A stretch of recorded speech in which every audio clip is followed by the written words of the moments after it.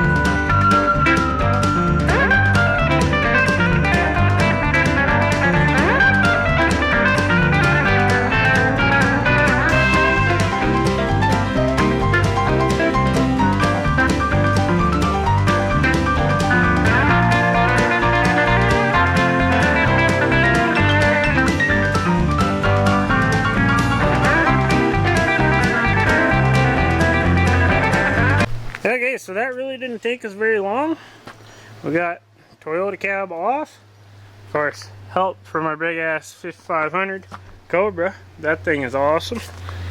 But another thing by pulling the cab it helps because we got to pull the trans, we got to do a clutch, and then we got to pull this T-case off, which I think we just have to split the back end, and then we got gears for it. So this will actually make it really easy. We'll be able to drain that and then just stand it up on end and rebuild the rear. So this also lets us show you how much bigger the drive shaft is.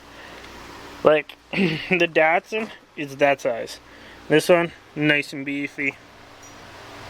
So this chassis is really, really good for the Datsun. And doing this the way we did, it'll help so much. We'll be able to redo our exhaust, put an exhaust of some sort on it, make it just a little bit nicer. And then that fuel tank's got to go, even though I think it's full of fuel, but it's full of water.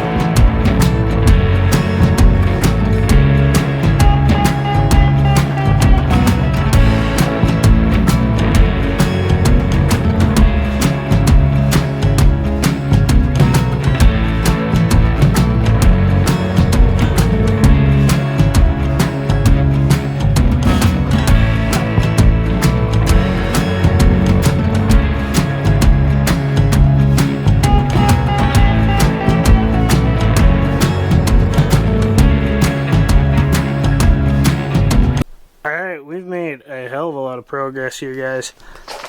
We got the deck pretty much where it needs to be. We got our front mounts kind of figured out. We just got to plate the rear, put a bolt through here, and then of course we're chopping it. Pretty much it'll end here somewhere after this row of screws. But we got a fuel cell on, the cab's on. We had to modify the chassis a little bit to make it work. Of course, here's our Datsun chassis. We will be using our exhaust from this one and putting it on there. Now, it looks a little funky from the front. The bumper's actually bent. So the cab's fairly true. It might sit a little higher in this corner. I'll try and fix that, but I know the bumper's bent, so it's not a good reference by no means. Sits super tall in the front, which I kind of love. Looks really good. It's not stupid tall now. I might redo a bumper, but for now we got to get it running. Of course, coming to the inside, we have the shifter figured out, and then of course we got our TK shifter done, and we put our trail gear 4.7:1 ratio on.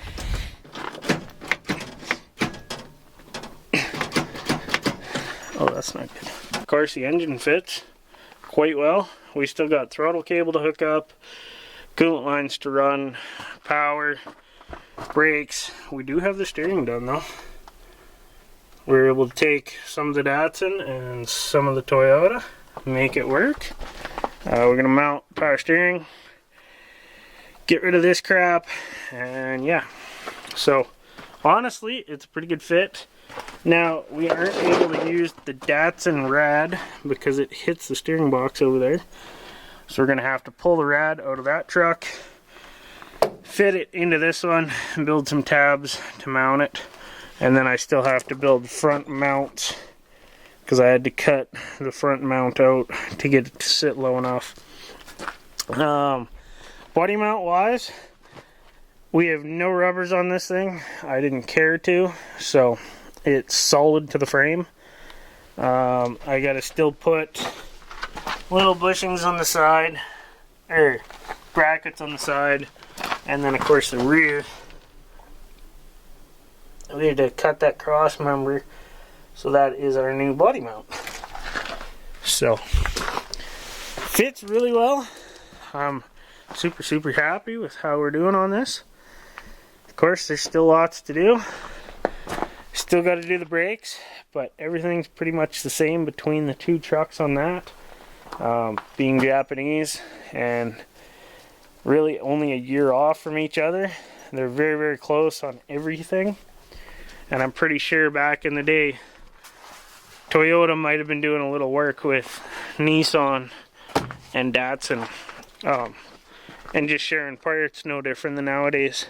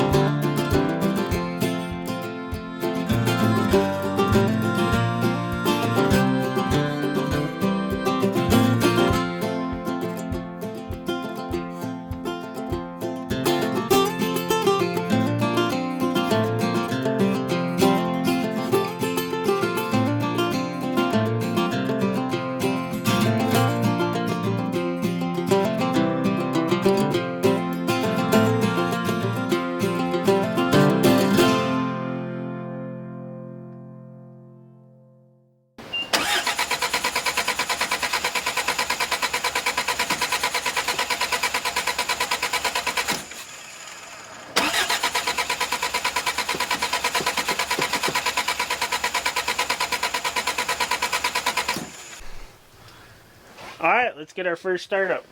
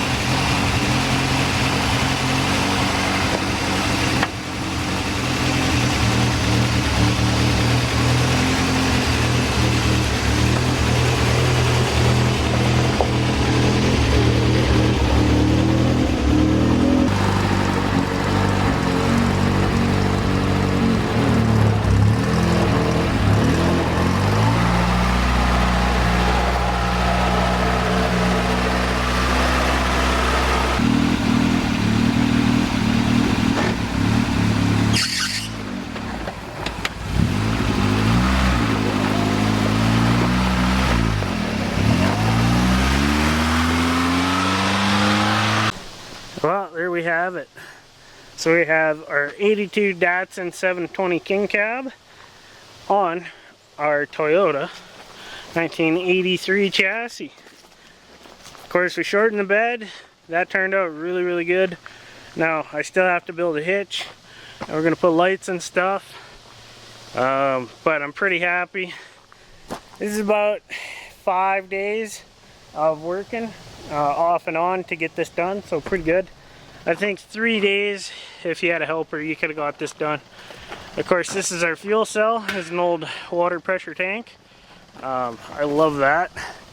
And then, yeah, it's mostly stock inside. Of course, the key and all that is simple. We get our Trailgear 4.71 T case now. Of course, the trans stick used to be here, and then the T case used to be back there in the Datsun, so that's kind of ugly, and I got to clearance it a little bit better. Just our shifter hits, but anyways, it's really good and super simple. It's all just the key. Let's see if it's got enough gas in it to go. The key's a little funky in this thing.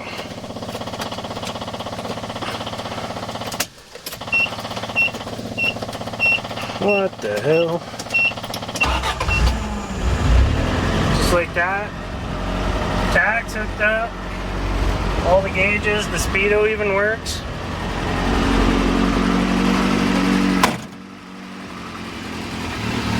Super, super happy with this thing. Now, we do have to cut the bumper off. We're going to raise it up and mount our winch and whatever. The carb needs a little tuning, and I think I got some dead spark plugs.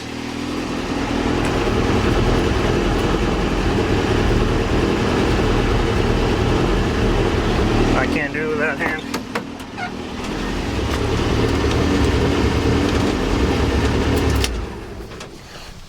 So yeah,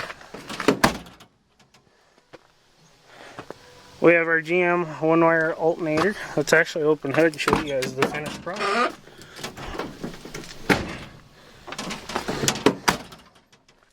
See our GM one-wire there. Super easy to install. Under the hood, it's pretty simple.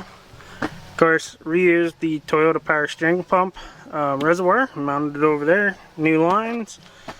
The steering shaft, of course, is half Datsun, half Toyota. It actually worked out really well. Our coolant lines are kind of ugly, just because they're a little different. My ports are over there on the Datsun, so we get this ugly hose, but we're not here for looks. Yeah, we just have the Toyota igniter, because that has like its own little module or CDI box on it, so it's not a coil, it's igniter. I figured that out. And then yeah, we have the Datsun brakes just plumbed in. Everything kind of lined up and was really good. Questions about this is just my battery blanket, just because we have a massive, this is actually from a Dodge 1-ton, so the battery's huge. This is of course our charge wire coming from our alternator, which is prime now. So yeah, there's a few things left to do.